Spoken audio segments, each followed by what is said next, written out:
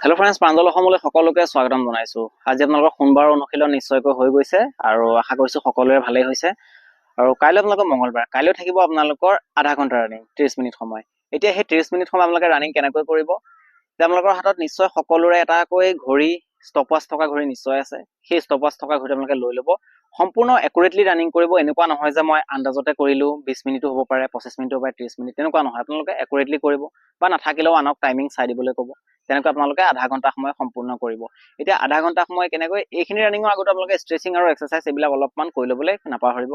কমকৈ হ'লে আপোনালোকে ষ্ট্ৰেচিং অলপমান সদায় কৰি ল'ব, তেতিয়া আপোনালোকৰ ইনজুৰি নহয় আৰু আপোনালোকে আঘাতৰ পৰা বাচি থাকিব পাৰিব।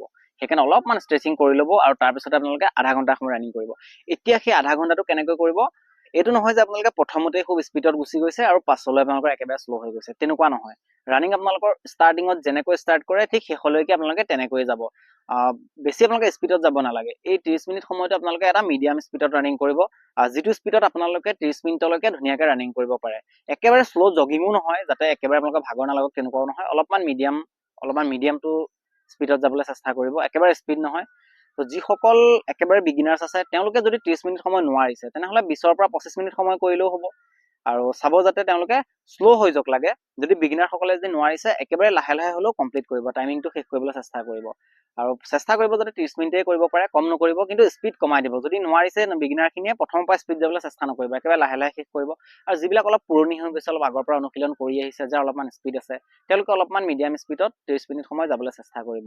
বহুতে কি কৰে, প্ৰথমতে খুব স্পীড যায়, পাছলৈ একেবাৰে শ্ল' হৈ যায়। তেনেকুৱা কৰিলে কি হয়, আপোনালোকে বহুতে দেখা পাইছে যে 3200 মিটাৰত কি হয়, প্ৰথমতে কিছুমান খুব স্পীড যায় আৰু পিছলৈ ষ্টেমিনা একেবাৰে শেষ হৈ যায়, একেবাৰে ৰানিং বেয়া হৈ যায়। সেইকাৰণে আপোনালোকে কি কৰিব, এই ৰানিংটো যেতিয়া কৰিব, পেজ যেতিয়া মেইনটেইন কৰিব আপোনালোকে জানিব, তেতিয়া আপোনালোকৰ 3200 মিটাৰত সেই সমস্যাটো নহয়। সেইকাৰণে আপোনালোকে প্ৰথমতে খুব স্পীড গৈ পিছলৈ শ্ল', তেনেকুৱা নকৰিব। প্ৰথমৰ পৰাই এটা এভাৰেজ স্পীডত যাব আৰু সেই স্পীডটোতে শেষ কৰিব। চাব যাতে মই এই স্পীডটোতে 30 মিনিট সময় দৌৰিব পাৰিম, আপুনি সেই স্পীডটোৱে ধৰি ল'ব। যদি আপোনালোকে প্ৰথমৰ পৰাই যদি স্পীড দি দিয়ে, তেনেহ'লে পিছলৈ শ্ল' হৈ যাব, তেতিয়া আপোনালোকৰ পেজ মেইনটেইন নহ'ব। সেইকাৰণে সকলোৱে কথাখিনি বুজি ল'ব আৰু সেইধৰণে আপোনালোকে ভালকৈ 30 মিনিট সময় ৰানিং কৰিব।